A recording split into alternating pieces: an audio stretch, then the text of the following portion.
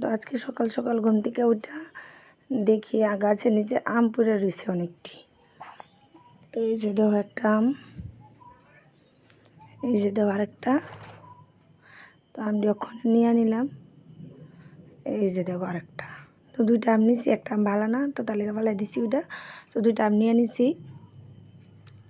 এই যে দেখো আম গাছটা, এটার মধ্যে যে এইগুলি হচ্ছে প্রথমে আইছে আম মানে ফুলই, তারপরে এই হচ্ছে বড় হয়ে গেছে আমটি, আবার নতুন করে ফুল আইতেছে। এই যে দেখো আম তো এটা 12 মাস আম ধরে, মানে কন্টিনিউ যে আম ফুল আইতেছে, আম ধরতেছে, আবার ফুল আইতেছে, আম ধরতেছে।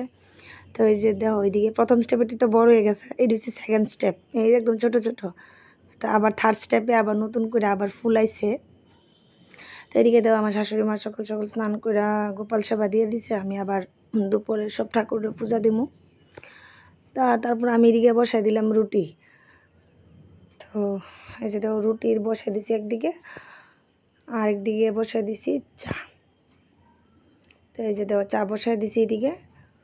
তারপর চাটা আমার করা কমপ্লিট। এই যে দেখো চা রুটি করা কমপ্লিট। তো এখন চা খাই যাম গো, বাকি সব কাজ করতে চলো, টাটা।